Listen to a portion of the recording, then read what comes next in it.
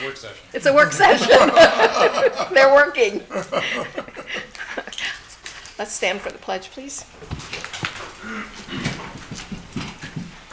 Pledge allegiance to the flag of the United States of America and to the republic for which it stands, one nation, under God, indivisible, with liberty and justice for all.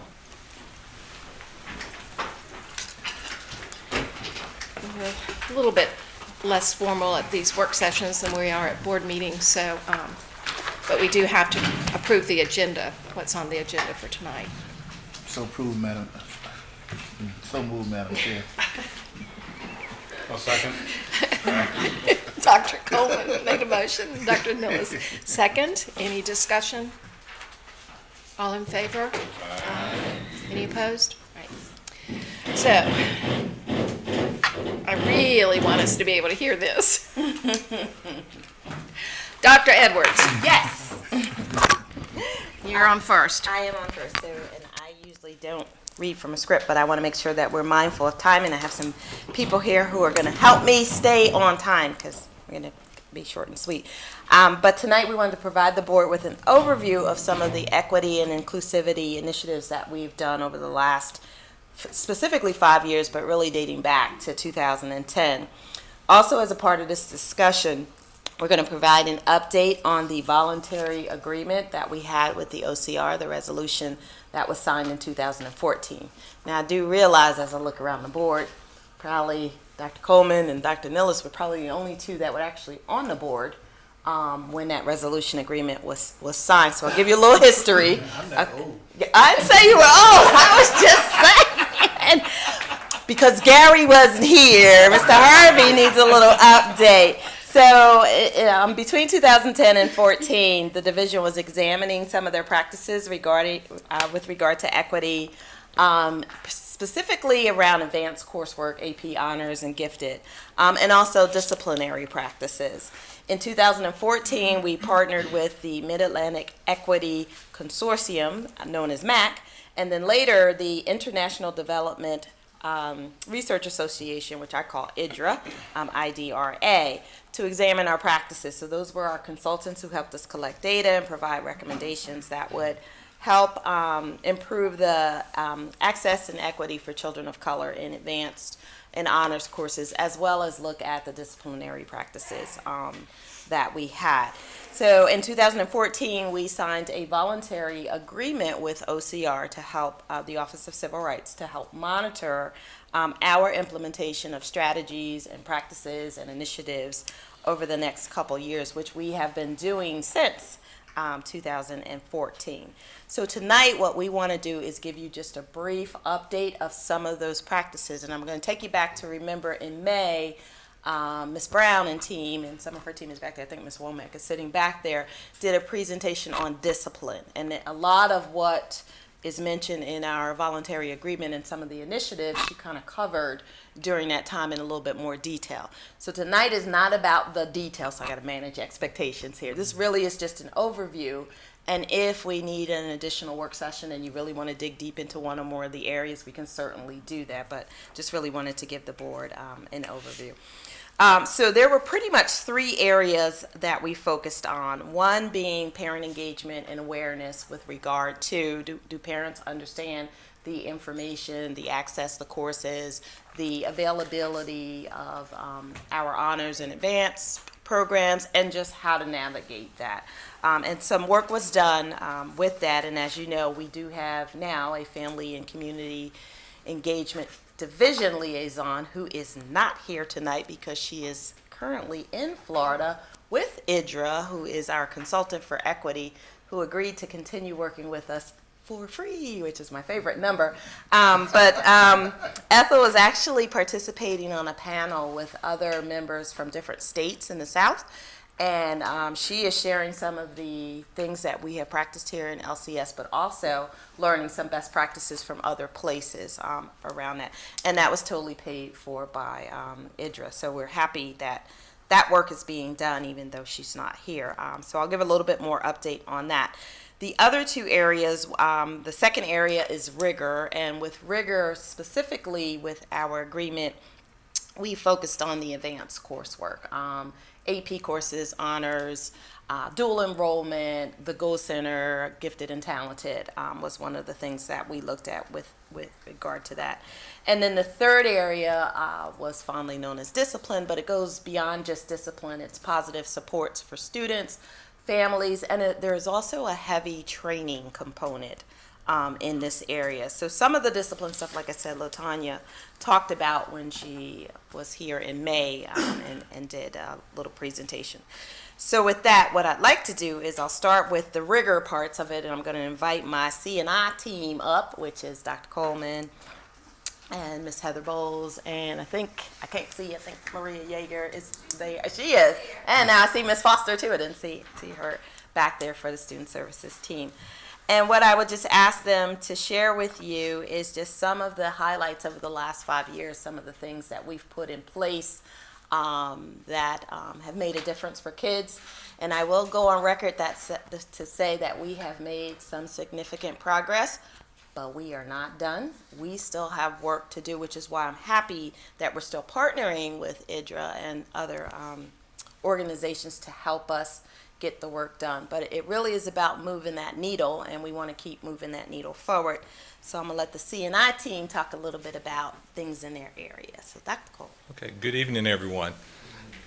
Just wanted to a brief overview, just like the superintendent had said, with the OCR work that was being done really brought to light some areas of concern, and they caused us to really scrutinize things to do with our procedures and our practices and really communication and different opportunities for students. So, we're looking to really everything that we do to be as inclusive as possible, reduce barriers, open communication with folks so they know exactly what's going on and how to take advantage of the opportunities presented, and then really to help train our staff to be able to recognize different things with students and to be able to offer differentiation and provide the services that students need in those areas. I brought with me two members of my team this evening, and would like to introduce Heather Boyles to talk a little bit more about it. Good evening. All right, so tonight I want to highlight a few of the key things that we've done over the past 3 or 4 years that I've been in this role, especially for elementary math and gifted. I am very proud to share with you tonight that starting this year, 5th grade students from all neighborhoods in Lynchburg City Schools have the opportunity to place into 5A math. Previously, that was only available at the Go Center and 2 of our other elementary schools, but through a placement, lots of multiple data points, we have students at every elementary school that have access to that 5A curriculum, which means that they're actually learning 6th grade math content as 5th graders. So not only does offering this course acknowledge our students' current needs, but also that opens the door for them for more advanced coursework going into middle school and high school.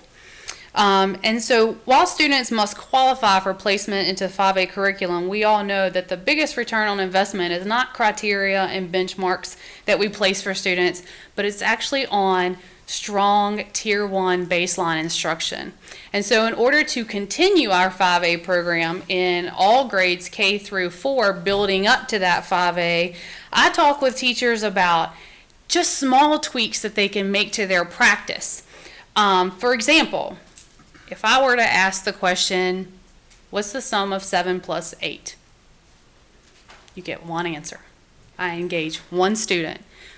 Versus, how many ways can you all think of to make the number 15?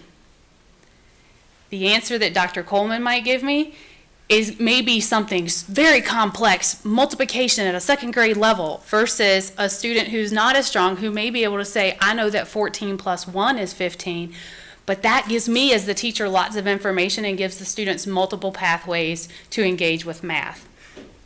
One of the final things that I want to talk with you about regarding math is that I implemented last year, and I'm hoping to continue it maybe even more, was I put out a social media challenge for elementary math teachers.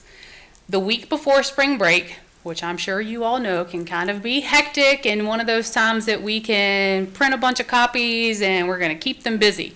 So my week without worksheets challenged all of our elementary math teachers to say, we're not going to use worksheets this week. We're going to use manipulatives, puzzles, games, interactive things during this entire week of math instruction. They had to send me photographic proof either via email or on their social media posts to show that they were engaging students with a hands-on approach to mathematics learning. And then I provided them in a drawing prizes that were math manipulatives that they could then turn around and use in their classroom with their students to keep them engaged. The instructional team, central office, principals, teachers continue to have conversations about best practices, strategies to get kids thinking and learning and engaged in math in a non-paper pencil way all the time. Many of the findings from the report that Dr. Coleman spoke about and Dr. Edwards with OCR related to gifted and our Go Center services, and it focused a lot on the selection process and the criteria that we use, as well as communication to parents. And I've talked with most of you all before about the efforts that we've made as far as changing the selection criteria to make them more inclusive, including having a parent questionnaire so that the parents are giving us input into what their students are excelling at outside of school. The work of Ruby Payne and the Slocum Payne Teacher Perception Inventory, where students who are displaying characteristics in a traditional school way and a non-traditional school way both get the same score because they're both displaying inquisitiveness. And also with the frequently asked questions brochures and adding information to our website and parent information sessions held at the Go Center so that parents can actually go tour it, ask me questions about the process, what happens if, all of those kind of things. So I don't want to belabor that, but I would like to share a story with you. So a young teacher came here to Lynchburg City Schools in 2011. She had 6 years of experience in her classroom. She knew the content, and she was pretty good with classroom management. However, she lacked the understanding of how to meet the needs of non-traditional gifted students. So not the students who raise their hand and wait until you're called on and all of those things. It was the kid that blurted out in the middle of science class, "Hey, Miss B, what do you think would happen if the sun were to burn out? And what about the moon? What if it moved closer to Earth or further away? What would happen then? What do you think?"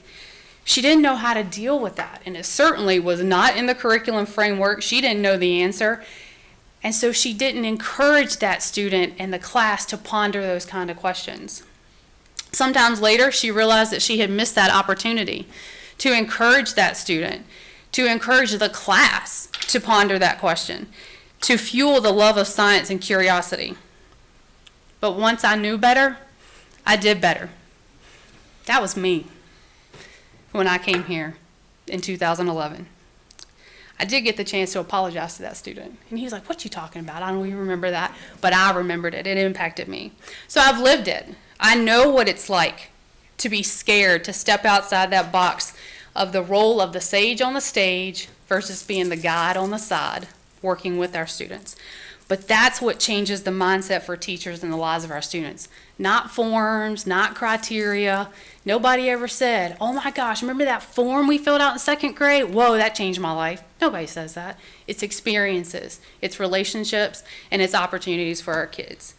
All this to say, I am very proud of the work that we've done with our selection process with Gifted. I think we're on the right track. But moving forward, my main goal is to provide teachers with the training to be aware of all types of gifted kids and to know that they come in many different packages and we can't contain them to a box. We've got to see them for who and what they are and encourage that. Thank you. And I got to follow that. I guess I should start by saying that in order to follow that, I have to say that every decision that we've made in the past few years are student-centered. If you start there, you're going to get somewhere. And let me give you an example. The past 5 years, we have been trying to get kids to love science. And that sometimes is not always easy because, you know, you're in a classroom and it's another science class. So the idea was, why not provide an experience for every kid to have, and so we did. And we have every 8th grader in Lynchburg City Schools goes to the James River. And they go on a canoe ride and they have fun and they, work with each other, and that's great. But they also do science. And so when they experience that science, our hope is that they come back and they want to do science. And that is the principle that we basically have for every classroom. If we think that way, that we are going to bring that, kids have to feel, they have to experience the content, then we have a better chance of kids wanting to do the content. So anyway, this is the first year we've had every 8th grader go to the James River. I got to say that it was very rewarding the other day when one little kid said, "This is the best day of my life." And so maybe that kid is going to be that scientist that is going to do something really big in the future. So providing those opportunities for kids, that's what we've been trying to do for the past 5 years since I've been in this job. And we can start at the pedal, for example, for pedal. Pedal, as you know, I'm sure that you're all aware, maybe not everybody, but most of you know what pedal is. And pedal is basically a program that accelerates kids. Kids that have not been identified in elementary school, but they get to the middle school and we go, let's look at their track record. And starting in 3rd grade, 4th grade, 5th grade, and then they're in 6th grade, maybe we can accelerate them. And so we put them in a class that is a block class, and they do basically a year and a half to 2 years of math. And so in order to do that, again, we're providing the opportunity, but we also have to provide the support. That's why we did the block class. And then going from there, and we have tried to be inclusive, to look at every kid that has the possibility of being accelerated. And we do that by looking at all the scores and also providing the schools an opportunity to say, you didn't include this kid. This kid hasn't been recommended, but I know this kid. Let's talk to the parent and find out if this kid could benefit from this. And a lot of times they do. And then we have to move on to the high school. And then when we get to high school, kids have lots of opportunities. We started with AP. And then from AP, that grew, and we worked on not having those barriers for kids to be involved in AP and wanting to do AP. And then we provided other opportunities like dual enrollment. We work with very closely with CVCC to provide dual enrollment classes in the school and dual enrollment classes at CVCC and the STEM Academy, which we work closely with. So it is about, again, it's about being student-centered, looking at the kids and saying, what is it that we have that can provide all the opportunities they can have in high school? And the other thing, in reading the agreement, the other thing that came up is how do kids get to take advanced classes? So we looked at that and we felt that we needed to work on a way that wouldn't be creating barriers for kids to be able to do that. So we have multiple types of data that we look at, from SOL scores, from local assessments, to conversations with parents, conversations with guidance counselors, conversations with teachers. And when we have a whole picture, then we say, you know what? I think let's test this kid, see if they're ready to be in more accelerated curriculum. Sometimes our kids have never been exposed in elementary school to any acceleration, but they show by their performance that they're ready for it. And if they're ready for it, we have to support that. So anyway, I would say that every decision that we've made and we've thought through is a decision about kids. From the program of studies to the textbooks that we've selected, the criteria that we created to select those textbooks, everything we've done is in work with the community and with our students. Thank you. I Good. guess finally, moving forward, just wanted to say we continue to look at through the lens of equity and inclusiveness at all the practices we do moving forward, and monitor our results and seek to break down barriers wherever we can, and provide as many alternatives as possible for kids to give them the best shot at life we can give them. So I'll turn it over to the next part of the team. Thank you. Can we wait till the end for questions? Because then I can kind of got them. So before we get to questions, I just want to bring up the third party, the Discipline Training and Positive Supports team, which is Ms. Foster, and Mrs. Womack is also back there. Hi. Hi, I'm Dominique Foster. I'm here on behalf of LaTanya Brown, who's the Director of Student Services, and I'm going to be giving you an update and some information on discipline. The progress in the area of discipline for Lynchburg City Schools includes the following information. Discipline policy conversion and rewrite began in 2015, with the most adopted in 2016. The school board now hears all long-term suspensions appeals. All schools have the resource, which is a division-wide resource of using the minor and major flow chart when issuing discipline to students, and that's to keep up with consistent and fair practices in conjunction with using the VTSS framework. Professional development training, such as trauma-sensitive practices and alternative to suspension best practices, have also been offered and implemented with staff and in schools. There is a continuous cross-joint training with school resource officers and the Lynchburg City Police Department. Social emotional learning initiatives have been implemented this year, and that includes 2 curriculums, one for elementary level, which is second step, and one for the secondary level, which is the Y-Tri curriculum. Also this year, we have the addition of 1 behavior coach at each middle school. So that's what I have for the discipline aspect. Thank you. So as they gave you just kind of an overview of big picture, and I recognize as board members, you all are very different learners. So for some of you, it's like, great, I got the big picture, I understand it. And then for some of my learners, they're like, I want the charts, I want the data, I want to get into it. So, and I understand that too. So I do have charts and data and things, but I did not bring all of that to do that tonight because we do have a large agenda. So what I wanted to do tonight was just kind of open it up so that you get an idea of where we were and some of the things that prompted a lot of the questions.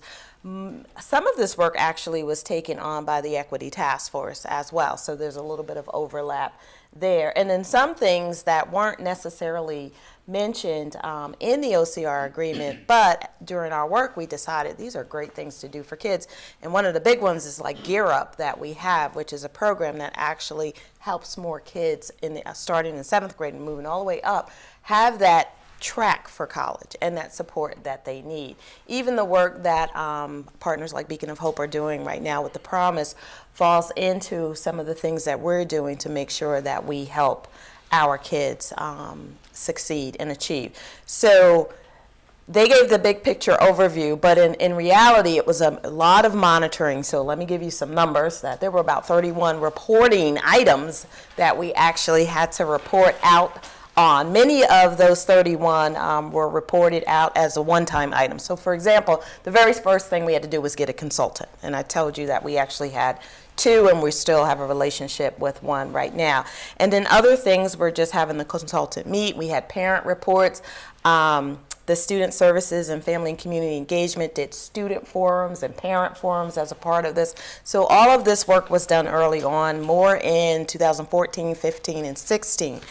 Over the last couple years, of the 31 items that we were constantly reporting out on, 7 of them were annual items that we really each year did a report out. And of those 7, 6 of them were in the field of discipline. And a lot of that, like I said, when Ms. Brown did her work session in May, she covered a lot of that. Much of it was around training of staff, working with SROs, and making sure that we had positive supports. And then we had PBIS, which is our Positive Supports in Schools program, which is coupled with our Virginia Tiered System of Supports, VTSS. You hear a lot of acronyms. So those are the things that we've been reporting out on an annual basis, in addition to enrollment in advanced and AP and honors and gifted programs. Now, one thing that Heather didn't share with you is as we looked at enrollment, which is an interesting thing that we see, and I often wonder if I have this very long waiting list for the Go Center. Like, how long is it? And we look at it, and how long is it? It's not, right, it's not very long. And then I question, like, well, we have a lot of kids that qualify. why don't we have a waiting list for the Go Center? And in talking with the kids anecdotally, what we found is that kids actually like the programs in their schools, and they like the services that they're getting in their schools.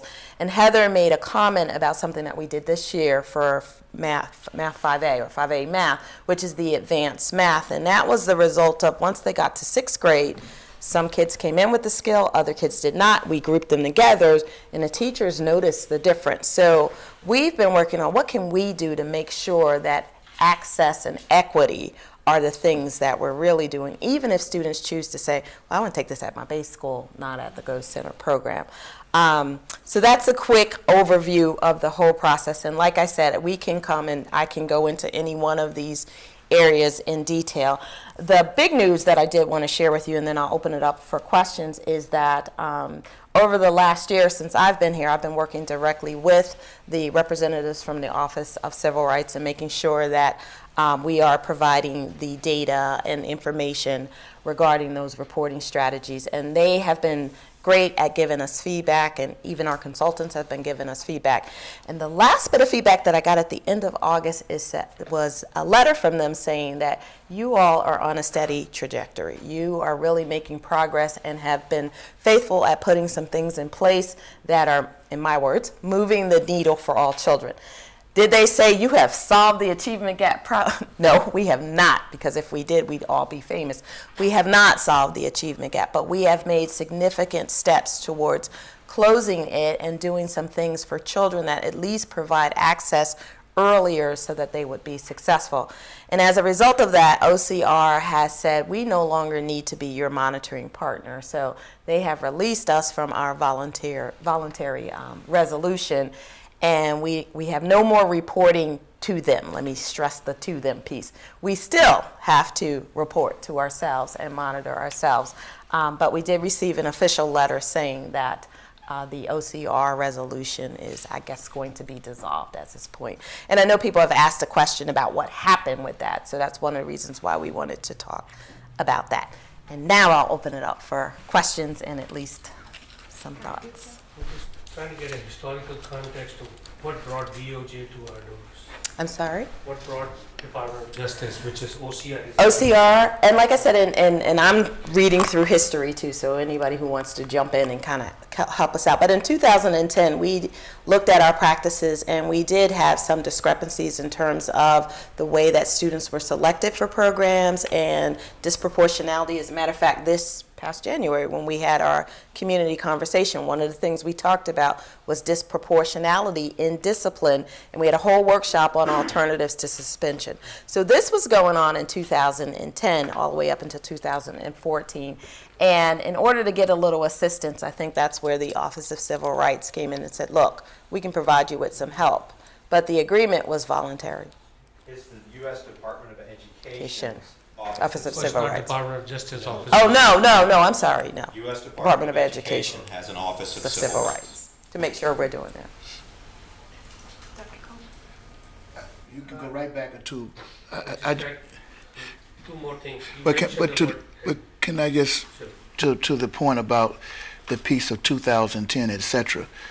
To my knowledge, Dr. Copeland, that came about because of a concerned citizens group, Danny McCain and Danetta McCain, and the community bringing questions and so forth before the board, and ultimately led to that. Am I historically correct? Let me make sure I got it right, because I dug it out today. So there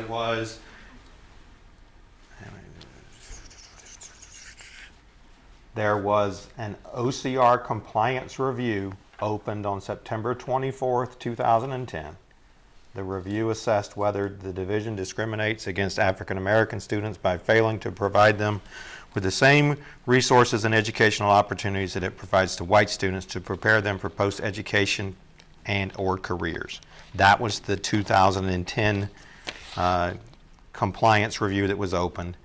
There were several data calls that we serviced going back as far as 2008. I think Dr. Edwards had mentioned that. There were several iterations of providing data. And then when we entered into the voluntary resolution agreement, The 2010 compliance review was deemed resolved because we were moving forward with the voluntary agreement. That's the legalese of how it comes together. As you mentioned the word agreement, is it possible for at least me to get a copy of it, not now, later on, to see what we agreed on, to get some knowledge and information? And second one was, they mentioned about Go Center, and I know we, irrespective of racial backgrounds, we have a lot of economically disadvantaged students in our area. So as part of this OCR venture, whether they required us or not, have we done things to make sure economically disadvantaged students are not left behind? They may not have a parent at home to teach them to prepare for the Go Center exam. So have the division taken steps to? So the OCR primarily focused on African American students, which is not what we primarily focused on. That certainly was one of our subgroups. But just like as we look at our SOL test scores, we see variation in subgroups. So I would say yes in terms of looking at students from all different backgrounds, including ELL students who English may not be their first language, and that might be something that looks like a barrier to getting into a program. But as Heather said, there's a lot of support that is put in place to identify children and tap what I like to call potential, as opposed to just, well, here are your solid test scores and this is what this says about you. And one of the reasons why, and I know she did not mention this, but we do have our instructional coaches in all of the elementary schools, and one of the services that they provide is really working with students who are identified or students who have potential. And there's a lot of work done, particularly in the younger grades, around enrichment, because it's through these activities that you start to see kids who are non-traditional gifted students, and you're like, wow, he's very, I think he said inquisitive is usually the word, and curious, and ask a lot of questions, and sometimes even mask as a behavioral problem, right, because of the need for, I need to satisfy this knowledge that I'm trying to get. So I don't have time to be patient and wait for you to finish that piece. And really working with staff to identify that as, this kid has potential or giftedness, as opposed to how can, we get this kid to stop asking questions in class is one of the things that we've talked about too. Dr. Brennan? Dr. Edwards, as far as the OCR agreement, is the fact that we are no longer under that, is that because we followed procedures to address the issues and not really related to a change in the situation? A little bit of both. So there was some progress in some areas and some progress that we still have to make. But for the most part, I think it was that we really, whatever, when we were working with our consultants and they recommended, why don't you do this, try this, we were pretty faithful in doing those things. And we did some things that weren't a part of this agreement. Like, for example, the work that we did with 5A, it wasn't a part of this agreement. That's just us looking at our practice, and that would go back to what you talked about, because the schools that did have a 5A program versus the schools that didn't, if you look at those based on socioeconomic status, you'd see differences. And one of the things that we talked about was, well, how do we still provide children who attend these schools the opportunity for that higher level math curriculum? And it took some work, some sweat and tears too, but we're making it happen because it's the right thing to do for kids. So and I know you've mentioned this before as far as outcomes and things, but that the progression that's been made in those different areas as far as more access to AP classes for certain students, is that data going to be available to the board in some way? Those 7 parameters have been followed for 5 years? It depends on what you want. There are pages and pages and pages. So that's why I wanted to kind of bring it out to have that conversation with you. And just like you requested a little bit more about discipline and exactly what you wanted, so that we definitely give you the information.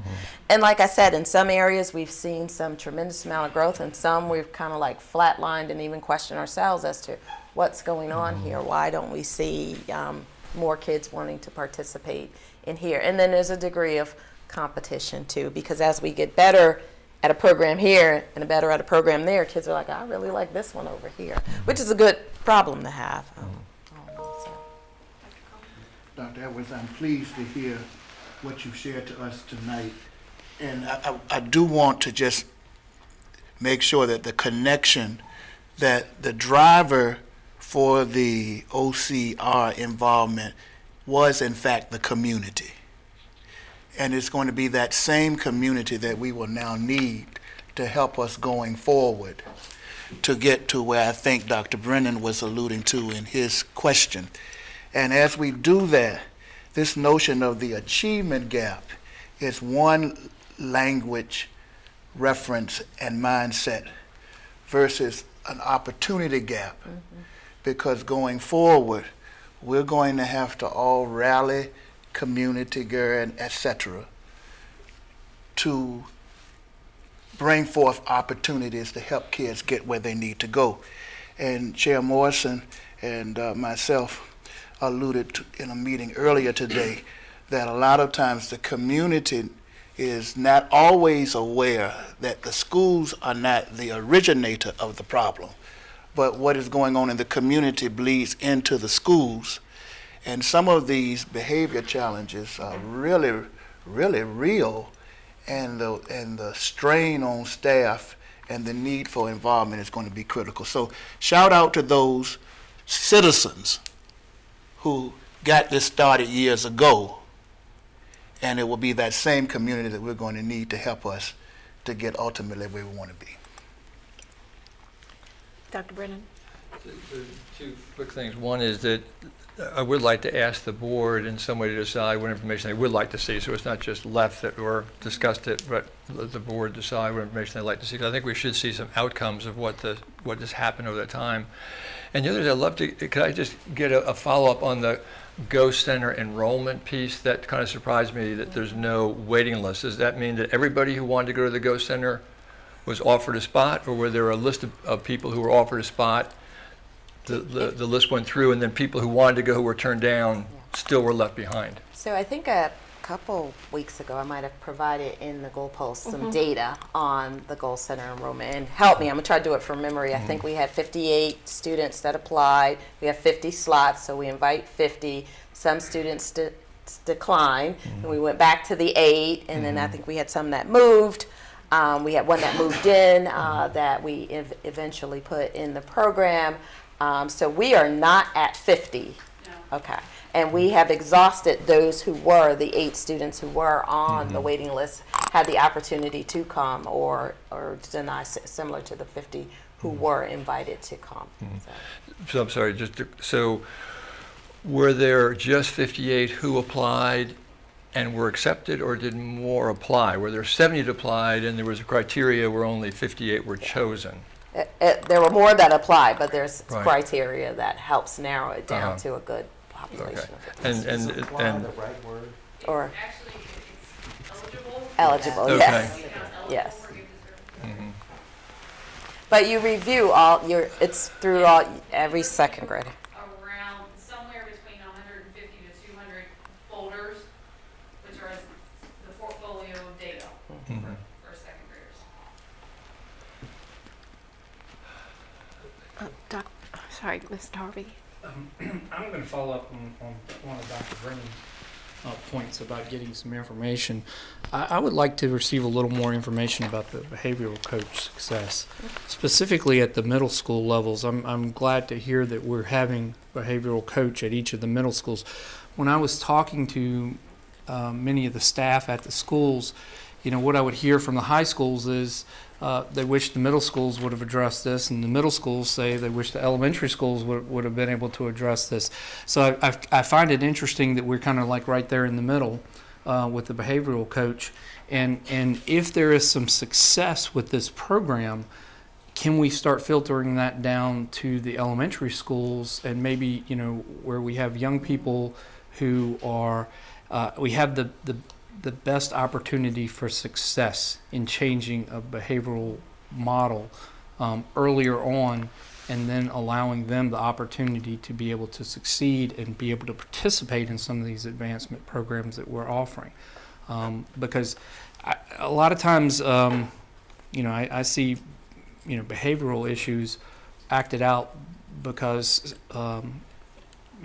some people want to feel included with a group or friendship or peer pressure or something, and then that ultimately holds them back, even though we might identify them as being eligible for the Go Center or for some of the AP classes when we get into high schools, but they might turn it down because that's what I'm hearing. We don't have a huge waiting list because they might turn some of these opportunities down because they want to stay in their peer groups.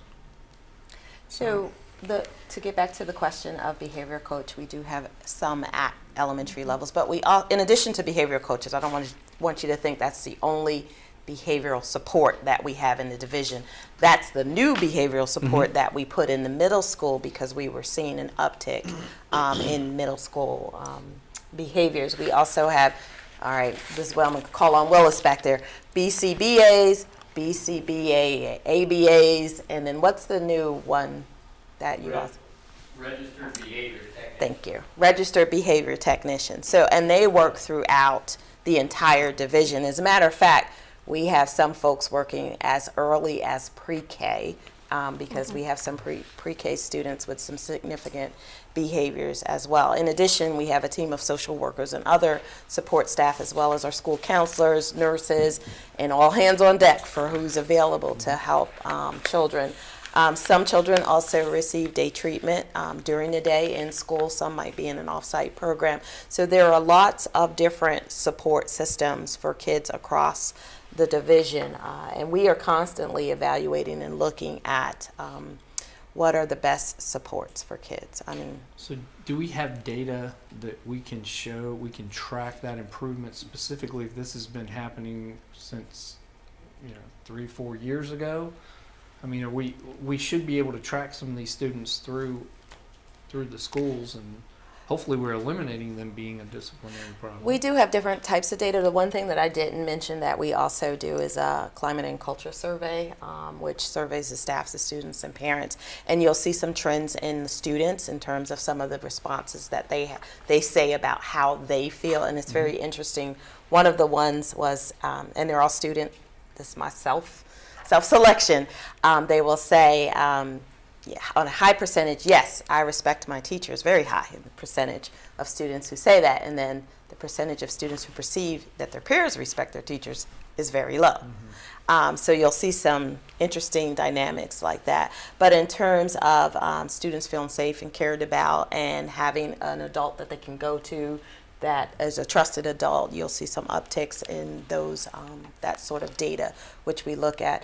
You all get the suspension and expulsion data. We're also looking just at referrals, the 3 Ds, disruption, disorderly, and just trying to see, are we seeing a decrease in those types of behaviors.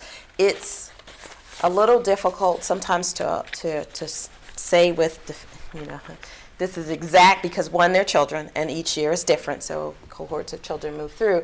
And then also, we're battling against what's going on in the community. So if right now opioids is a high, so we might be seeing some related behaviors, and I'm not saying that the kids are doing it, but if I live in a household where that's happening, it might be impacting me. So there are sometimes some outside factors that affect children. And if, those of you who have kids, just imagine a very sleepy, tired child, and you're trying to get them to be engaged. They may not always be, oh, thank you very much for waking me up and getting me engaged in the lesson.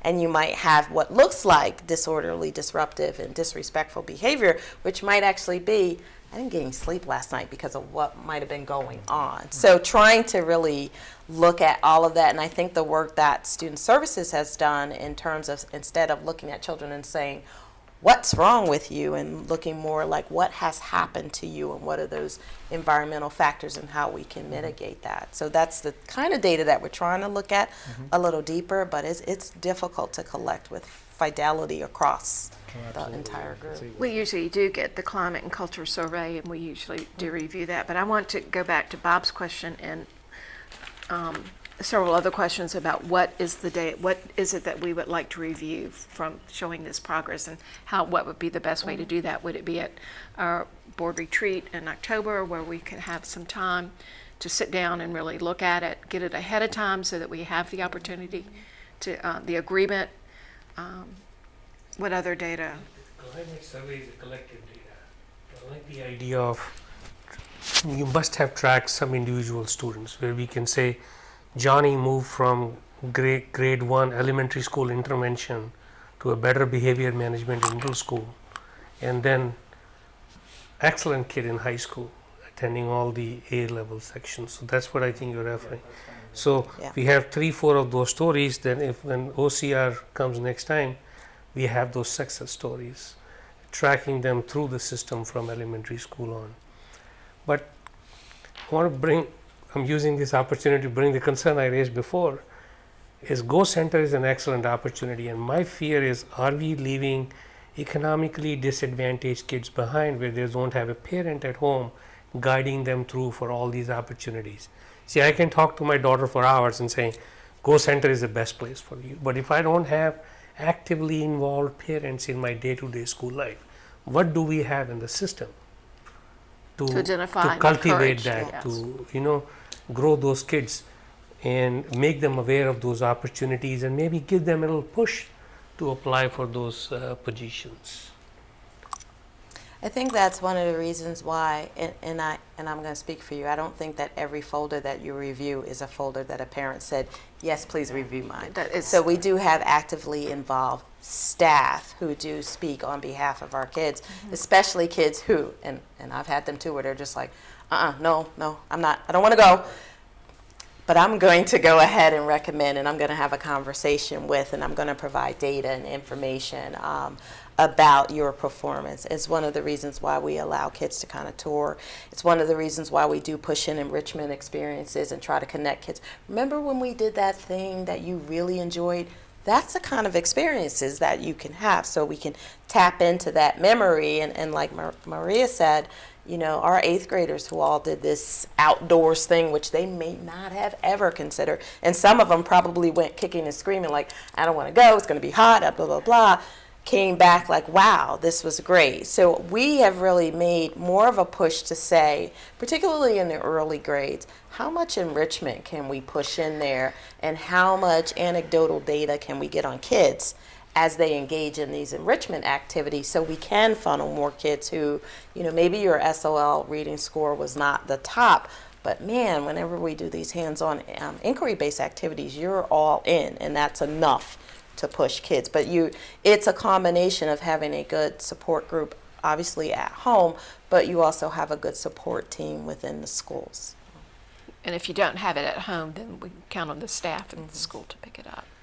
Dr. Coleman? And we believe that the staff will step in. We believe that. But I thought that Heather killed it with your presentation.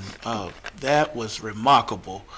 And I guess what I'm trying to say is every staff person at that level, because you have parents who are very involved in their children's lives who may not even be aware, for whatever the reason, that there is a Go Center or that is an option. And once those kids pass along, they've missed that opportunity. And I'm often fearful that very engaged parents in particular communities, down to those who are not involved at all, and will the staff really see a kid who has those abilities and identify them rather than leaving certain people out? And I'm saying we are. I'm just concerned about that. And so that's all I want to say on that. I mean, I was in the schools. I think teachers do it. We'll push for them. And I'm really glad we're doing the 5A in all the elementary schools, because that really helps when they get to middle school. Advanced math. So 5th graders taking 6th grade math curriculum. So when they get to middle school, they're all.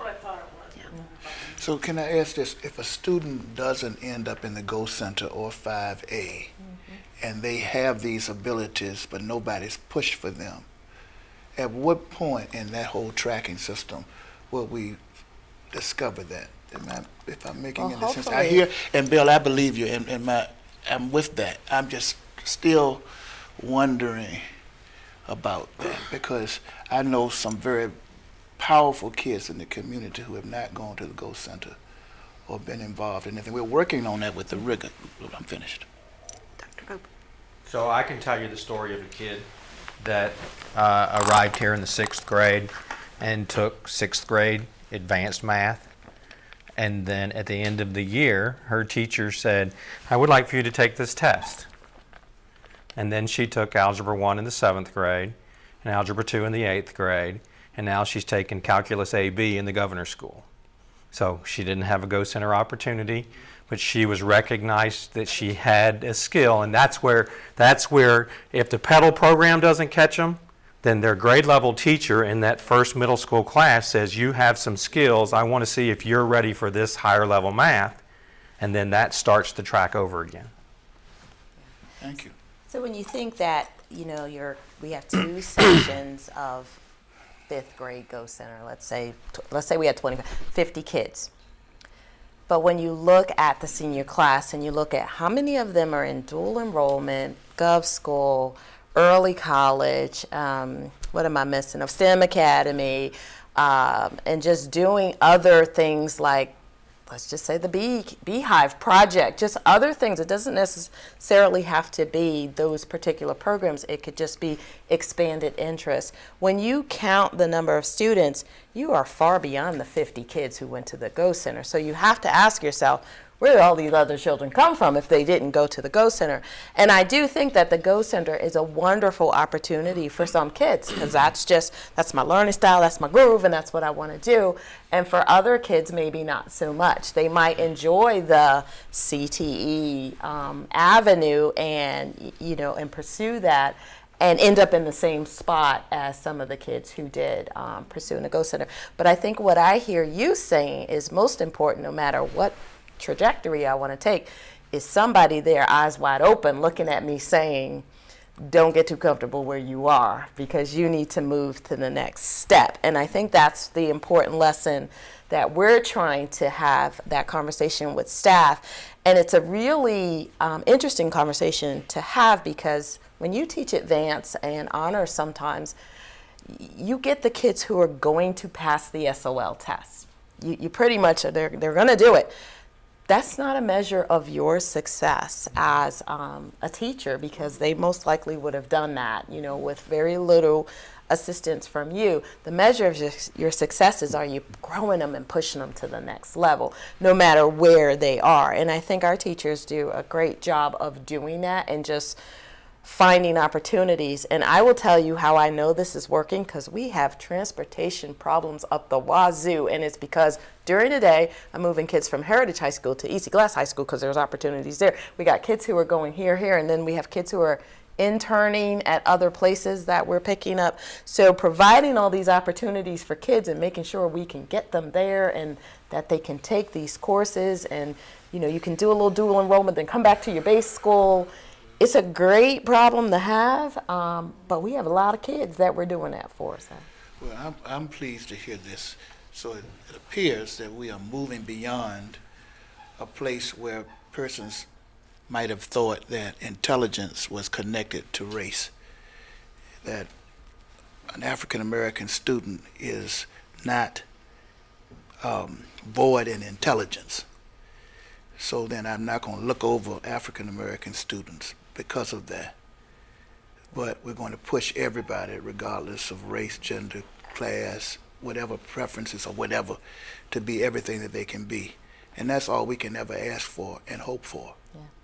And if I just, a little sidebar, and I know they were here last month, Equity Task Force came and did a presentation, and I will highlight for them on one of the things that they held dear to their heart. There is a lot of work that is tied to some of these things with regard to learning gaps, opportunity gaps that the Equity Task Force has had a lot of conversation around, and we continue to work through those things. And we had a large conversation a couple months ago just on training and access, and similar to what you were talking about, Heather, skill sets. Do staff have the skill sets to identify it? So even though the OCR part goes away, the work does not go away. It actually just continues as we continue to grow. I just wanted to say, I think this whole conversation is so great because, number one, it's stating the mission that Lynchburg City Schools has to address every child and find a place for every child, which is great. And I think the other thing that we all know, which is so important, is that there are so many great resources in our schools.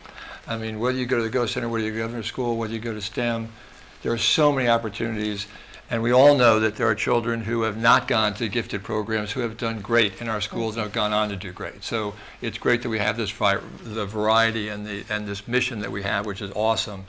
Having said that, I think as Dr. Coleman would say, as a high-performing board, we do want to look at data. And we really haven't seen the data, about these things. So I think it's in some manner in our retreat or at some place would be great to see the parameters that have been followed by OCR, what we reported for the last 5 years, because we really haven't had a chance to see those. Thank you. I just wanted to echo what Dr. Coleman said, but expand that irrespective of black, brown, white, everybody should have an opportunity, should not be left behind, and that should be the district's mission. Race, color, gender, doesn't matter. We will treat and push everybody forward. So I echo your sentiment. But one data I like to see, I don't know if it's possible, is about homeless. Do we have any homeless kids in our school district, and how many are there without their names in general? Because I'm seeing that trend coming to the college level now. So they're coming through our school systems into colleges now. So how many are there if we can get the data, and where they are, elementary, middle, high school? Any other suggestions? Okay, I've made a list.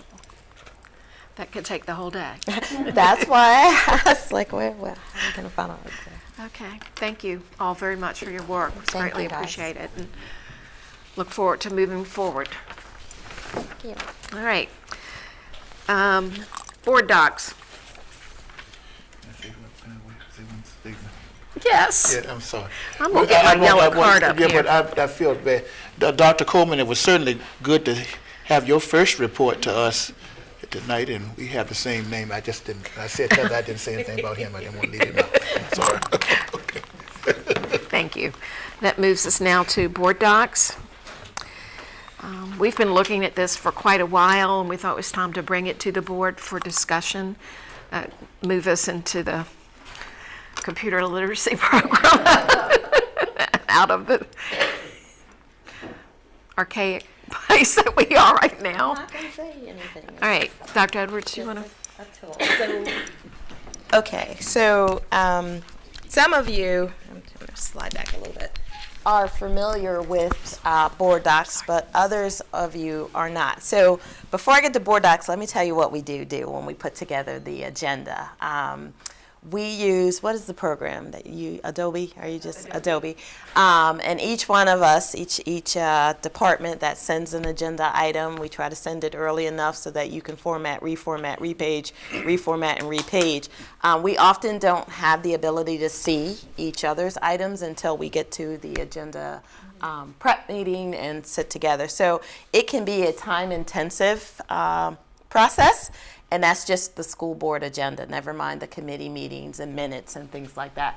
So board docs is one of the ways that boards can organize not only the work meeting, the work session meeting, or your committee meetings, but also your policies and any other board work. And it also is easy for the community to go and just see and click in one area where you can find this information.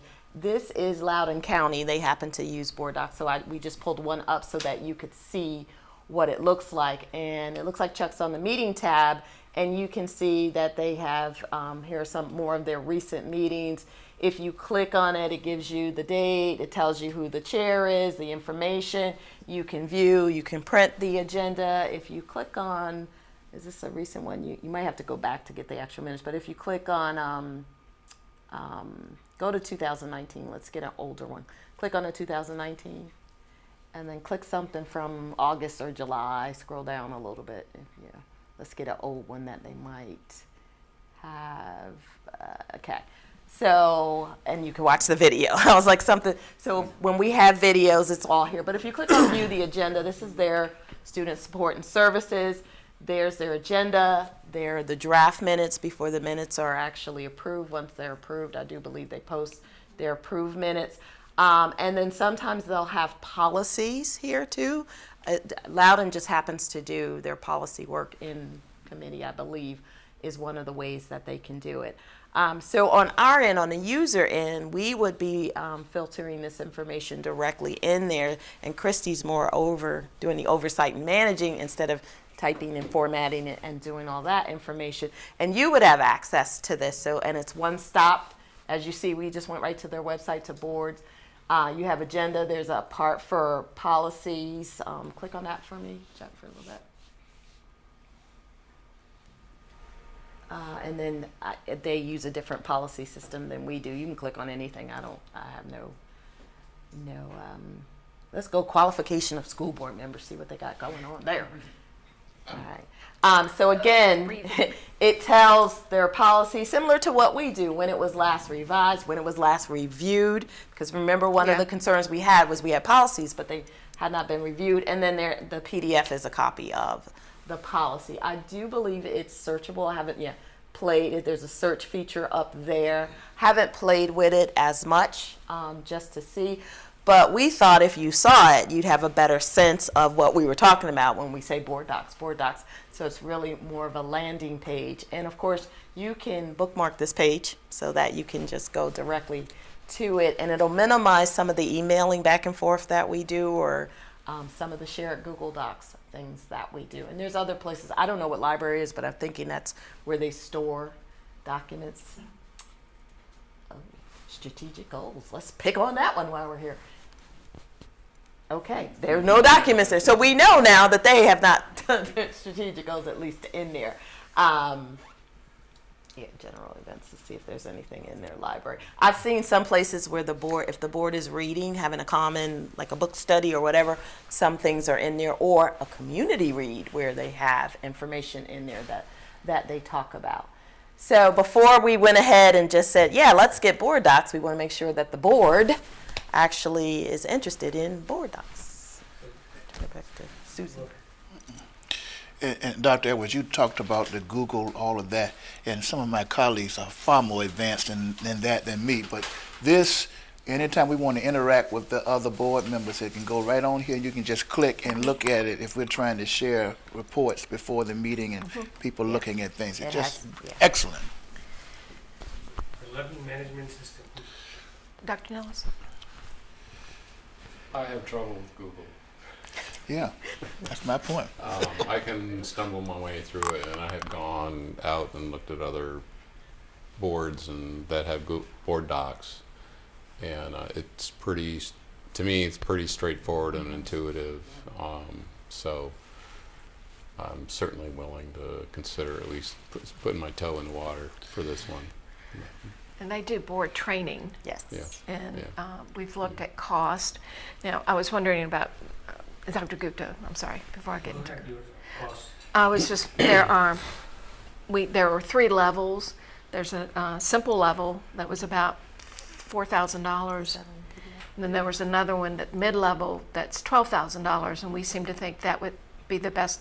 There's one at like $24,000, and it had so many bells and whistles that I'm not sure we would benefit from that. But I was also wondering about procurement process for something like this. Yeah, we would take care, if you guys said, hey, let's go for it, we would take care of making sure that we got it, as well as trying to figure out how to do training. For board members. Sometimes they have webinar things that you can do, videos and that kind of, in addition to face-to-face. So. Dr. Gupta? A comment and a question. The comment is, do we have funding in the budget to fund 4,000 or 12,000? Either one of those 2 options. Yes, we do. Yeah, we had thought about it before, and then we kind of put it on hold, but we kept the little placeholder for it. The learning management system we use in our school, you can track every participant when they log in or if they're sleepy. So I'm assuming here too you can track if Gupta, the board member, has never logged into the system. I don't know the answer to that. I don't know the answer to that either, so. And there's both a public and a private domain for this. Like we're looking at the public part of Loudoun County. There's things that are behind the scenes that I'm sure they're working on that only they can see until they make it live. But to use Susan Morrison and Bob Brennan's language about high-performing board, this would put us up to date with Virginia School Board Association, Virginia High School League, Virginia Association of School Superintendents. Every entity is using board docs, to my knowledge, and for us to join that group, as Mike said, will only help all of us, I think, be more engaged And efficient. and efficient. It will make the information public in a real-time basis, so there will be no hide and seek. Yes. Every piece of information which goes through the board will be available to the public. Is my assumption correct, right? So that way anybody can go online and see. Yes. To be more transparency. Yes. Dr. Brennan? Just to clarify, the $12,000 a year is for all users, all licenses, all maintenance, all those things. That's just one sum. And then who would use this? Does this go down to school level, or is this administration and board? More of the administration and board, the people who would be contributing agenda items. Sure. So, our directors, Ben, myself, finance officer, who might need to put information. So the Google system would continue out there as far as emailing within the school system? I think. Yeah, the school still uses Google to do Right. a lot of its work, but this would be more for board. Sure, thank you. I think it's a great idea. All right, any other thoughts or questions? So I'm sensing from the board that there's an interest in this. Okay. I don't want the $24,000. We were going with the middle level, and we could always, if it's too much and we don't need all that, scale down. Scale back. Or if we feel like we need more, try to scale up. Okay, great. All right, this takes us to the adopt a school item. And Dr. Brennan, would you like to start? Sure. I will pass this information around. Do I want to Ben there? So the Legislative Advocacy and Community Relations Committee met on September 5th, had several items, which we'll talk about at the next board meeting. Yes. But one of the items is an idea we've talked about several times in our meeting about the idea of adopting a school, board members adopting a school. And the idea would be that each of us would select, I think, 2 schools per board member, that we would sort of be the liaison from the board to those schools. So if they had back to school night, if they had certain events, we would kind of be clued into those, either ask the principal to clue us in or do it on our own through their calendar, and kind of try to be the one who would be present in those schools, so that each school would know that they have a board person who's interested. It just happens to work out that we have 18 schools and other programs, such as the Empowerment Academy in Fort Hill. We have 9 board members, so it works out about 2 apiece. I think Susan is suggesting that maybe that each person sign up for more than 2, so we make sure we have them all covered. But ultimately, the idea would be each person would have 2 schools. This is strictly voluntary. I don't think we have to do it. No. But for those who are interested in doing it, it's just an opportunity for the board to have more of a relationship with the And I don't know if I've schools. read about this, or I was at a meeting and I overheard a conversation and engaged in a conversation about how the board can connect with schools, and how that the schools feel that they can connect, reach out to a board member. We're having these events because we can't get to all of the events, and often I find out about them after the events, and I think this would just be a way helping us with manage the news coming out of the schools. I would be, if you feel like that you could not want to do 1 or 2, some of us might be willing to do more than 1 or 2. Some of us have a lot more responsibilities, and some of us can handle a little bit more. So I don't think we're locked in. What I would like to do, though, is for everybody to put down 2 choices, and then put 2 more, that these are schools that you are really interested in, so that when we sit down, we can try to give everybody their first or second choice. And if you can't do any, that would be fine, but we would make it work. So Susan, just to clarify, I think maybe people fill out the form, put 1, 2, 3, 4 as far as their choices go, so you rank them. Does that work okay? And then what we'll do is, Who's missing? Dr. Hill? Oh, we missed one. thank you. Good call. Yep. Oh, I wrote that down anyway. Thank you. Good catch. Thank you. And so these can either come back this evening, or if you want to email me. And I would like to get them back this evening so that we Okay. can sit down Okay. after this I meeting got 2. and do it. Okay. But as they Anyone say have in any clinical questions? trials, it's totally voluntary. Totally voluntary. Doesn't Totally. rely on your And there's no ranking on the pressure board. at all. Not going to change your seat. So, Thank you. Dr. Brennan, maybe after this, we can just sit down and just. Sure. kinda go through it. That sounds great. Yes.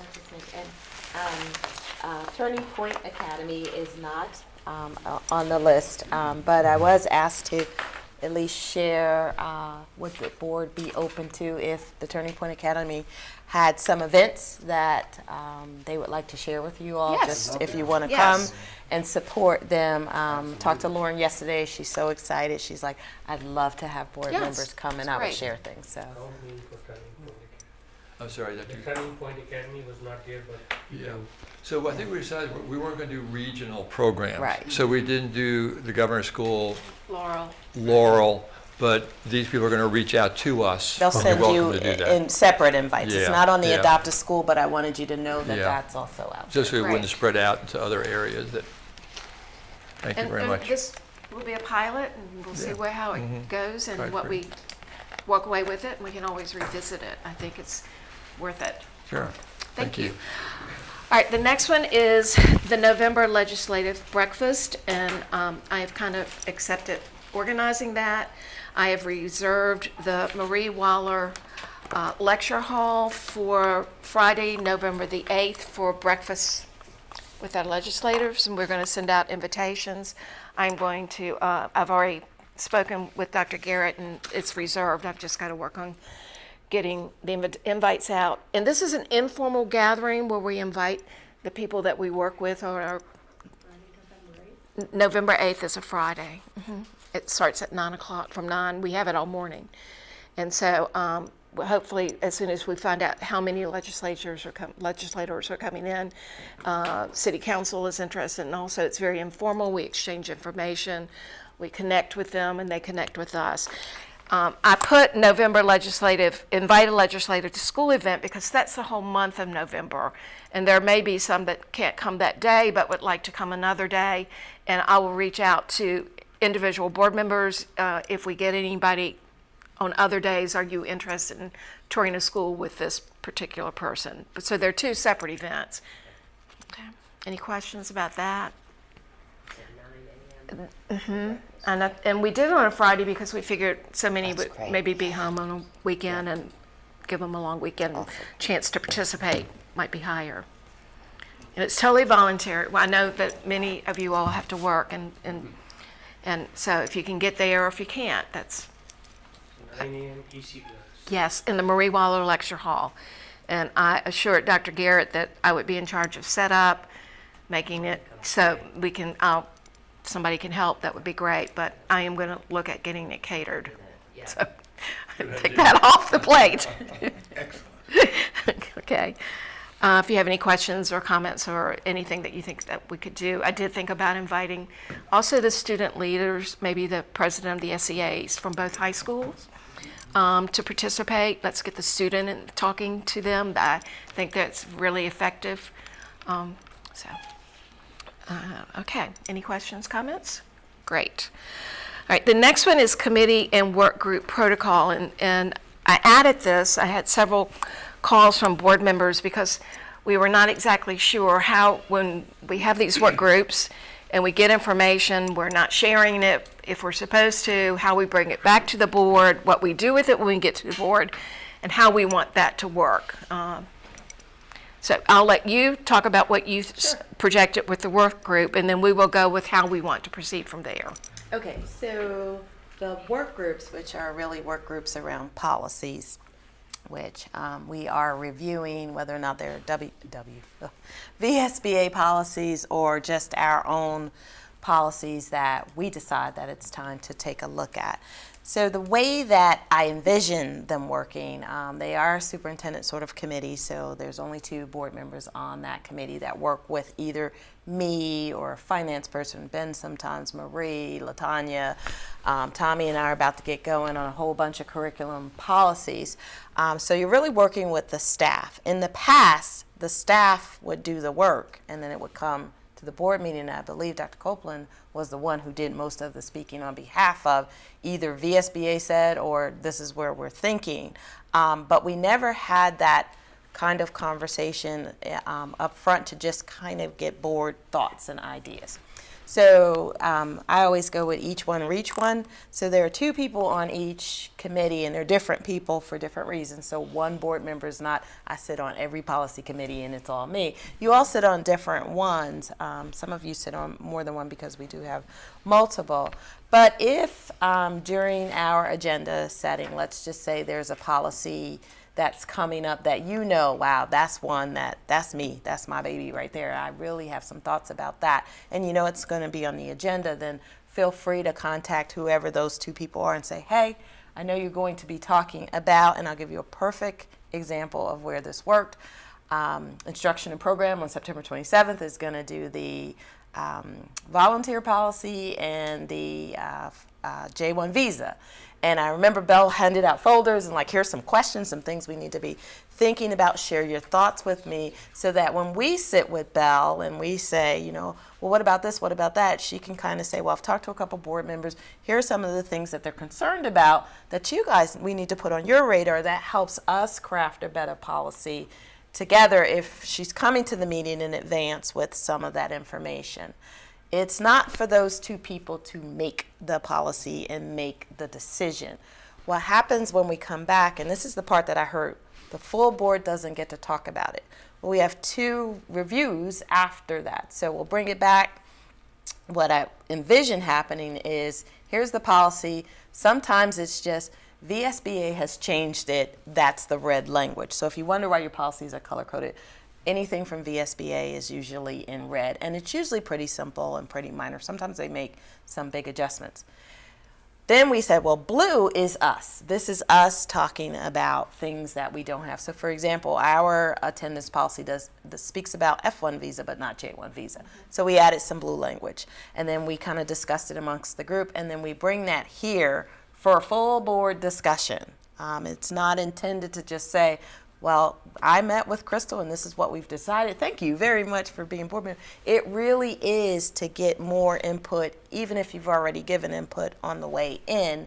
And then between the second reading, if we need to take it back and do some tweaks or add some information, or in the case, I know one time, Mike, you had asked some questions, get back with an administrative person to say what are the answers to these questions before it comes up again for its second reading or final look through. So that is the way that the policy work groups have been working. They're not intended for 2 people in that group to own and control any of that. It's more of, I will be very honest, it's more selfish for me as we're looking through these policies, particularly the governance ones, where I start to say, okay, I have questions about this. Board docs would be something that we talked about. What was the one? The participation by electronic participation. Me personally, yes, that's what I do all day, but is that kind of where the board is? What are your feelings? It's great to have that input on the front end so we could craft language that can be discussed by the full board. So I just wanted to say that because I sense that there might be some confusion about what we're doing and the authority of the 2 people on the policy work group, which is pretty minimal in terms of their actual authority because everything comes back here. So is the intent, we just worked on some personnel policies on Friday. Should we have reached out to board members before we held that meeting to get their input? If it's something, yeah, if it's like a VSBA kind of simple thing, but if it's something that I know my colleagues are going to have some thoughts about this, you can say, look, I'm reviewing this. It's online, it's letter, blah, blah, blah, blah, blah. Take a peek at it. I'm meeting on Thursday. One of the things that board docs will help us with is you'll be able to see when that group meets, and we'll have an agenda, you'll know, and I try to put all of our policies for the governance group listed when we're doing those policies, so you'll kind of know. Now, there may be things that you're like, look, I'm okay with that one. I'm fine. I don't need to be involved in. And other things where you're like, I really want a voice. And in some cases, I've even seen where, can we swap? Because I might be the person on it, and I might feel like, Susan really can best talk in this one, so we're going to swap positions and things like that. So yes, you have the opportunity to have a call in before. You have the opportunity to ask questions while we're presenting. You have the opportunity to ask questions afterwards, to send back to the policy group before they come back the second time. Wait a minute. If I get the policies on Tuesday afternoon and our meeting's Friday, between Tuesday and Friday, I don't have time sometimes to reach out to board members. So what I'm suggesting, and that's why it's important for these agendas. So I can only speak for my group. So my governance group, we have a folder, October, November, September, and in there are already the ones we are going to review. So we pretty much know. I know working with operations, y'all had section 1, section 2, section 3. So they were already sort of predetermined. These are the ones we are going to review. The policy folks usually know what they are in advance. Where we were at a disadvantage is everybody else may not have known this is what the policy group was going to review.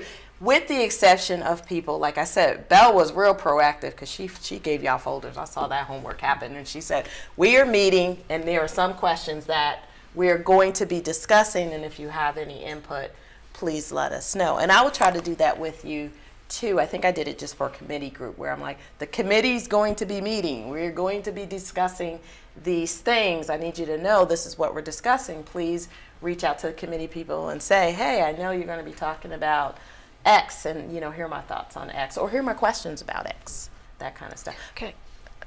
Atul, then Belle, then Mike. You had.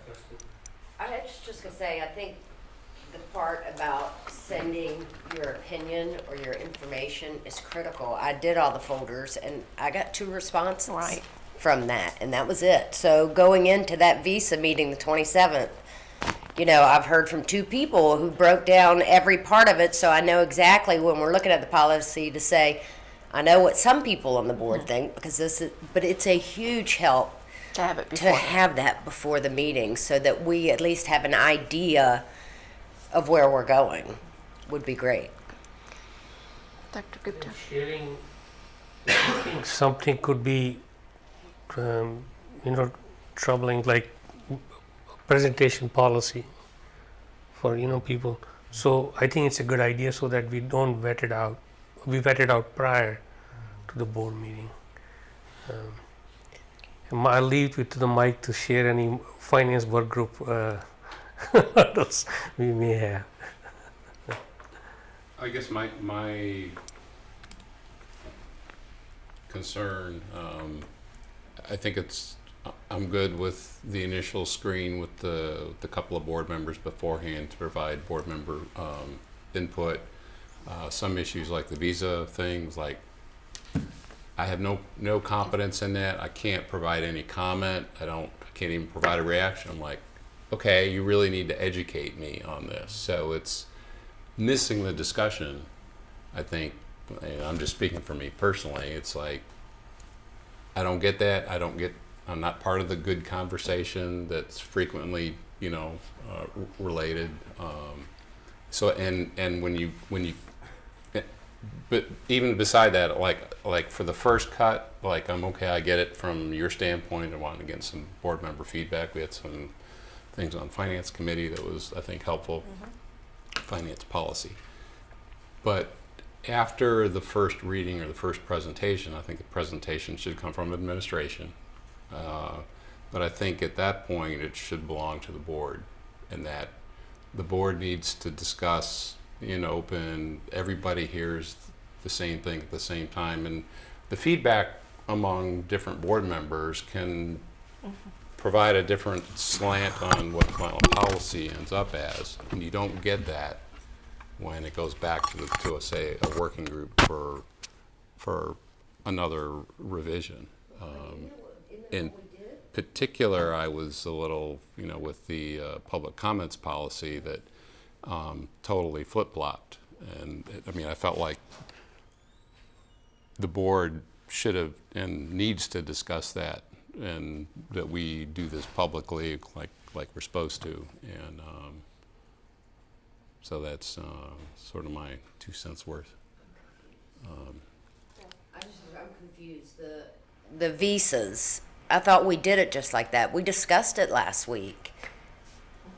Or it wasn't last week. But the discussion was really when everybody was here. Right. With input from the which was great. And we're going back to 27th, but for that one, I've asked everybody to send me stuff, and I'm not getting anything.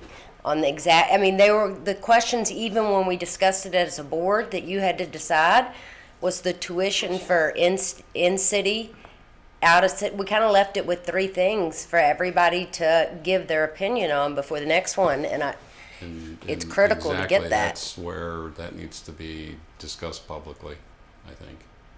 I mean, But we did discuss it publicly. Everybody gave their opinion. I just wanted to have an individual. follow on, yeah. Okay.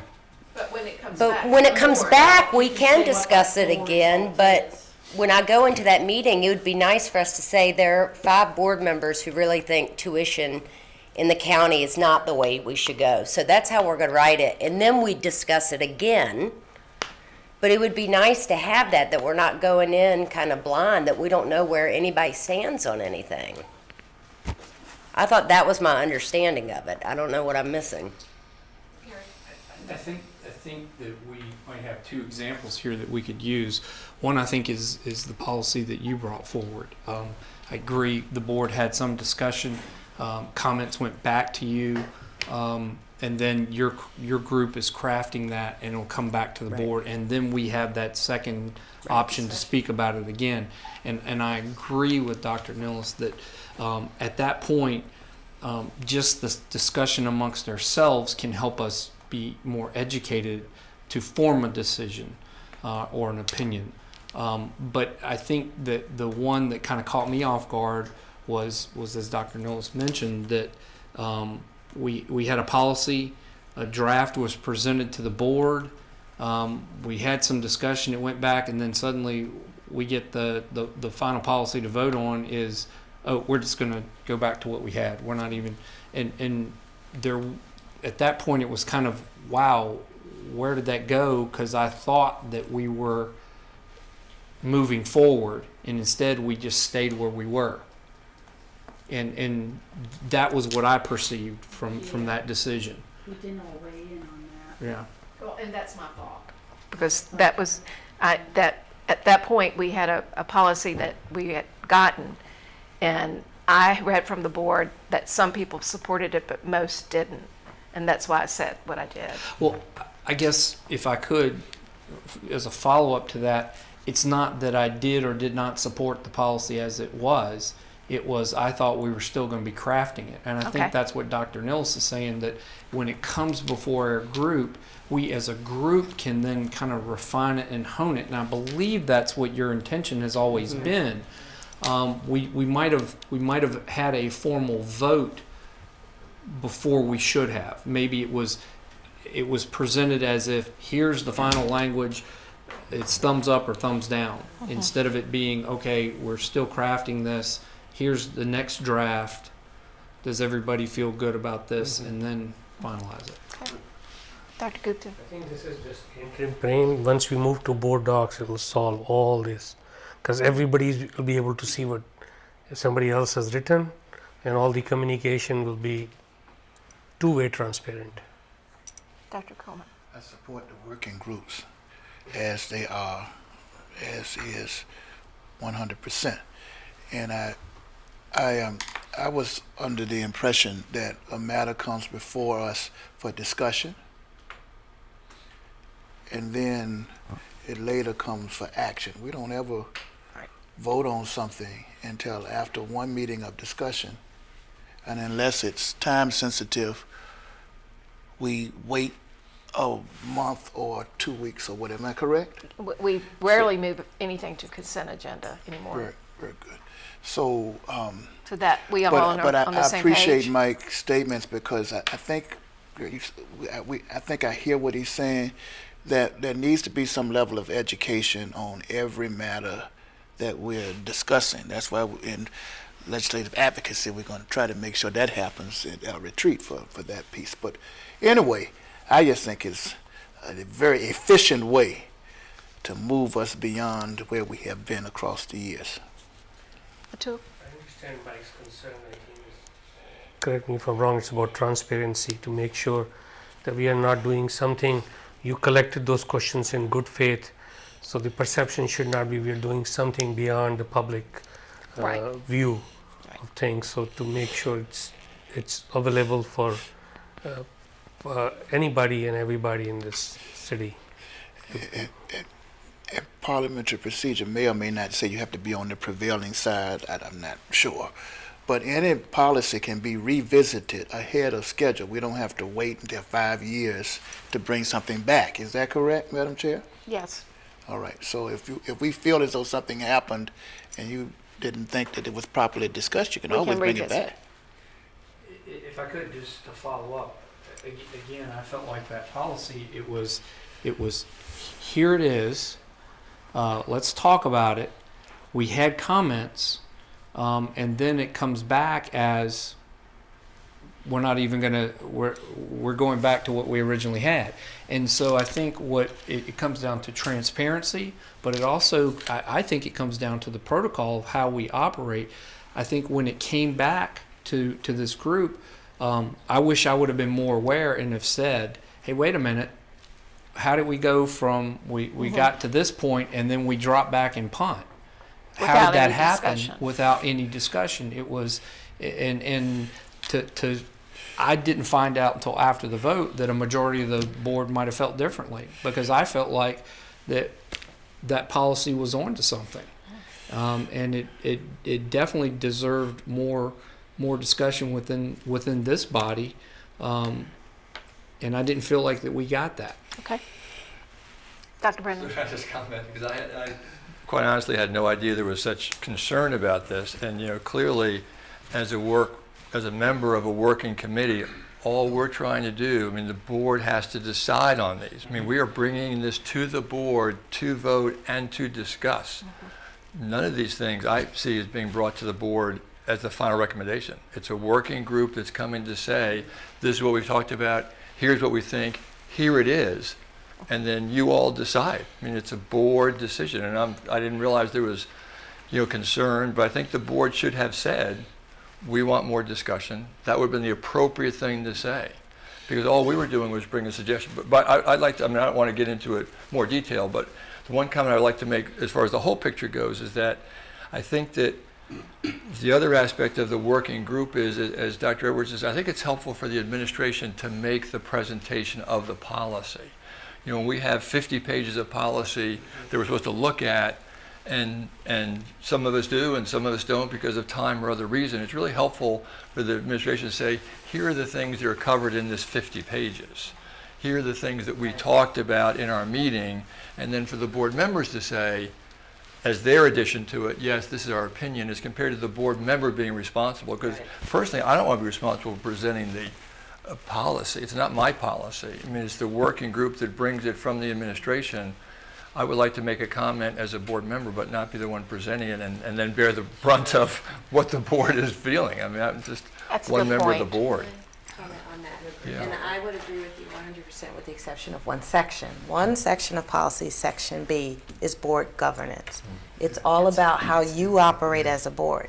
Now, if you're telling me, Crystal, you get to make that final call, which is not what I want to do. Like I said, I would, because of just my preference, yes, public participation by electronic, no problem for me.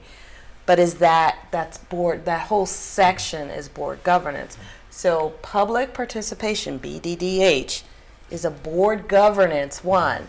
It's the funny area where we as administration are like, okay, we can provide suggestions, but this really does deserve the conversation to say, how do we as a governing body want to engage with our public, and should we have the superintendent tell us how to do that, or should we discuss it as a group? Now, the JEC, I forgot what it is, JEC, the J1 visa policy, I was all in that one, did the research, found it. As a matter of fact, I think I had communicated with you all prior to even giving anything, because we were getting letters, and I put some information in my goalpost to educate you. I think I put in what we were trying to do. So I really do try to educate you in multiple ways before we get to, hey, we're going to make this decision. And it's the same choice that I took with the finance committee part that says, hey, we're getting closer to having to make a decision, and whether it's in a quarterly meeting when I'm talking with you, whether it's through the newsletter that you're reading, or you're engaging with either a chairperson or policy work group person multiple avenues for engagement. So, and I agree with Mike. Yes, you all should be having very rich discussion to the point where at the end of it, if you know what's the consensus that we're seeking. And I will say we did kind of miss that one with the last policy. So, Dr. Gupta? There's no way we should interpret. I think you guys have, it's a lot of time and work and effort goes into these planning committees. So nobody should undermine. And I think good faith effort was made to make it public. Like Belle, you shared that folder with everybody.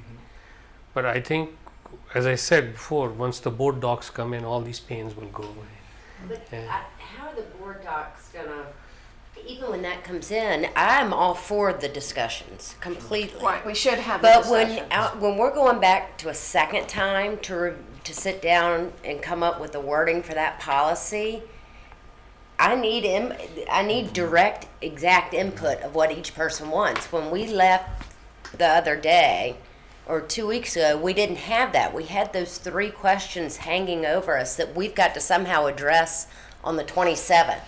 So if I don't hear from everybody, we're going to take a good gamble at what we think the board's going to want. And yes, we can still discuss it, but we could be on so much of a closer page if I'd heard from everybody and we come in with something That reflects what you've heard. yes, instead of not having anybody's opinion and just So you going get in there. with our 2 and saying, maybe everybody will agree with us, maybe they won't. And we'll never get everybody to agree, and we'll come back and talk about it, but at least we could be somewhat on the same page.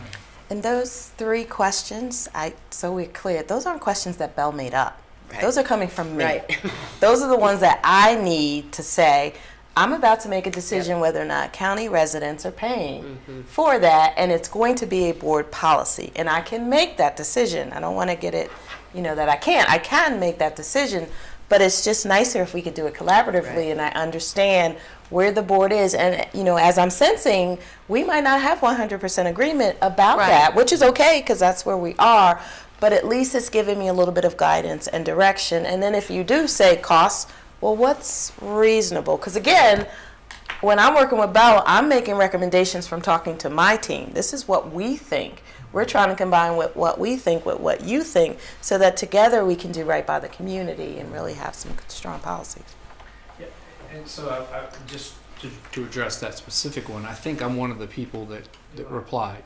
So I feel like, okay, there have been comments given, but they're my comments. I haven't heard the rest of the board. So my hope would be that when this is presented at the next meeting, that's when The discussion. I get to, there's that, there's that more discussion. So I would assume then, if that's the case, that we are not necessarily going to be voting on the policy at the next meeting. Right. Correct? Correct. That's what I'm asking. So, and I'm please, Bob, I'm not. That's just a good example of one that I can use because it was right recent. But it was, we had a discussion. It went back to the policy work group, and then the policy that's presented resembles nothing to what the original draft was that came before us, and there was not that discussion of the board. That one was abnormal. Yes. I would- So make sure I have the procedure right. We have work groups that address all the policies. We have a finance work group, we have a personnel work group, we have operations and instruction. Any others? And governance. Governance.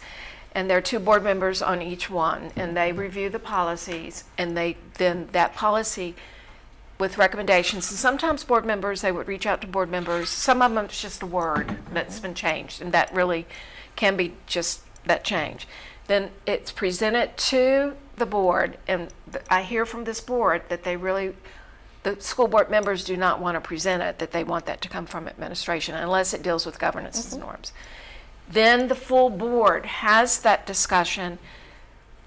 We as a board And my position is that it stays with the board. stays with the board from then on. And that's what I'm thinking, I'm hearing. If it's messy, then we'll work through it and make a motion and vote and just, grind your way through So it. that's at that same meeting, it stays like we're. No, well, after the first, when it comes up for review, there's going to be the first discussion.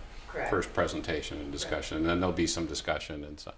But if there's, a difference of opinion, the next time it comes up, which should be the next vote. board meeting. Right. I mean, it could be a working group meeting, depending on.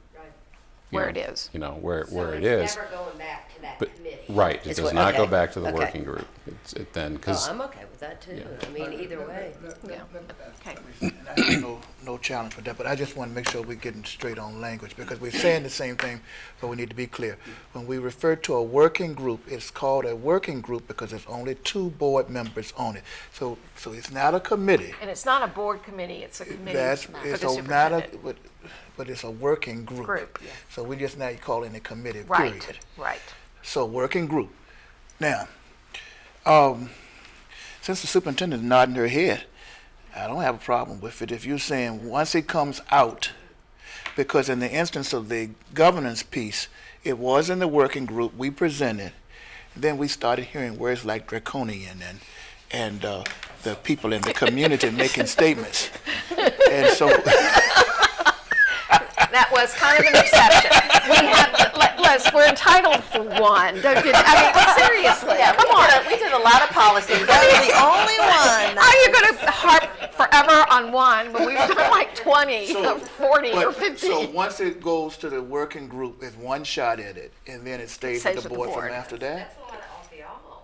I mean, Yes, because we don't have to keep reading. Let's not take the words personally.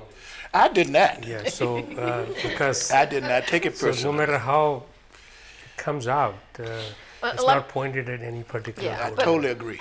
Let's also remember that once the board has made a vote and reached a decision, we support that decision. We may not agree with it, but we cast our vote, but after that, it's the will of the board. well, I think it will help y'all so much. Because we can move in those groups now then, if we don't have to keep coming back to the same one every month. I like that idea a lot. Well, we I think should have it'll had be- this discussion a year ago. It will be super helpful for you guys. Yeah. I like it. So Good job, everybody's Mike. taking. Everybody on this? Everybody okay with that? Yeah. I Okay, think it's all right, great. great. Right, I lost somewhere my agenda. Yeah. Except I don't know what we're doing with JEC now.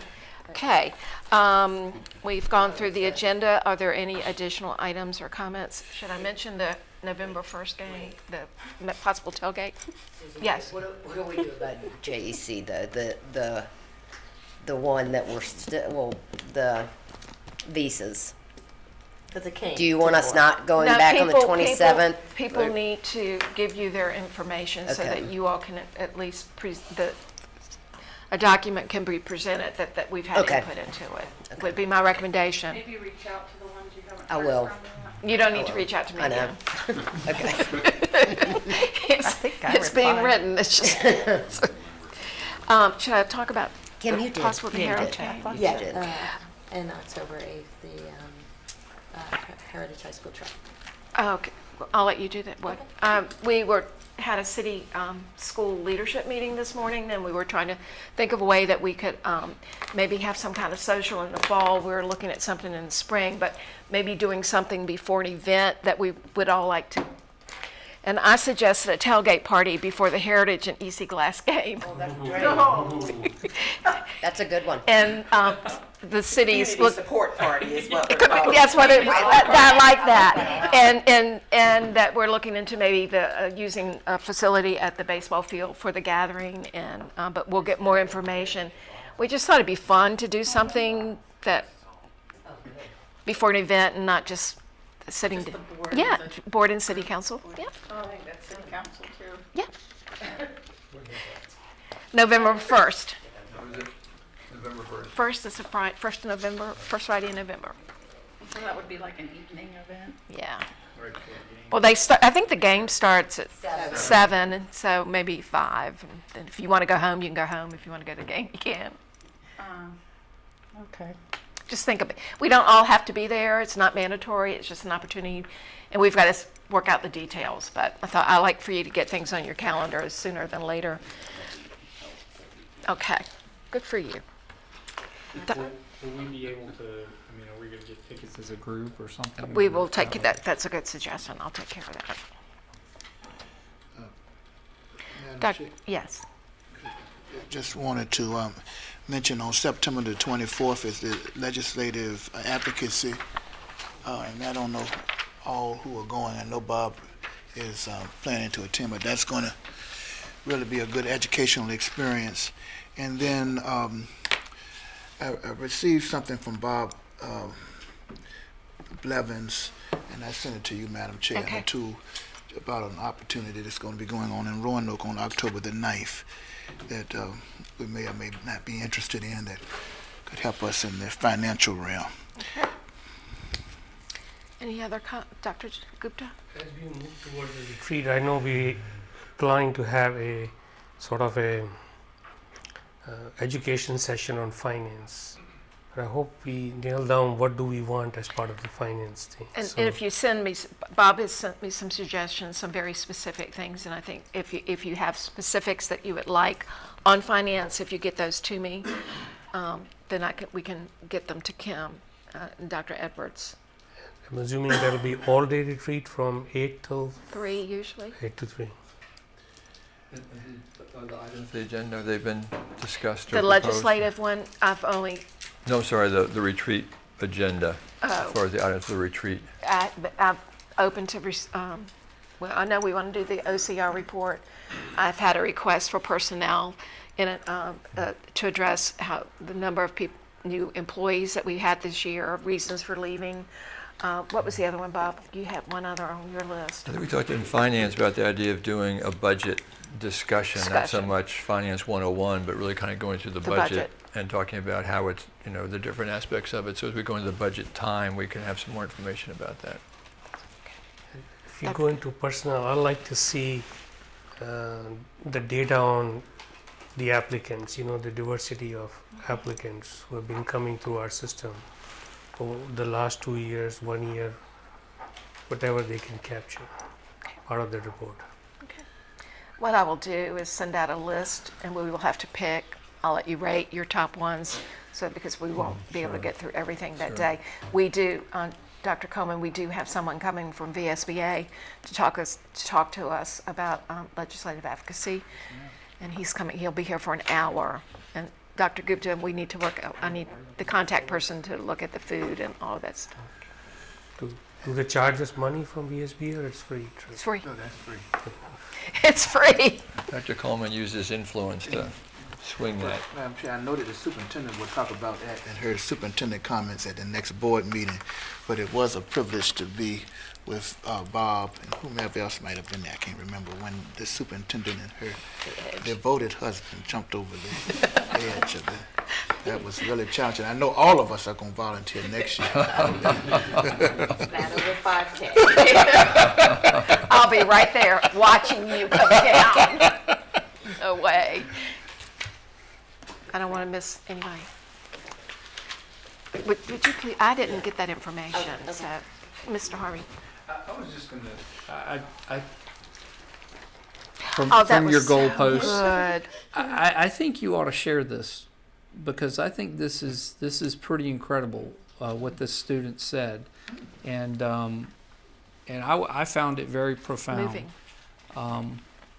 That a young person in our school system would be so eloquent of describing what school means, and so hopefully that's something that can maybe be shared in your comments at the board meeting.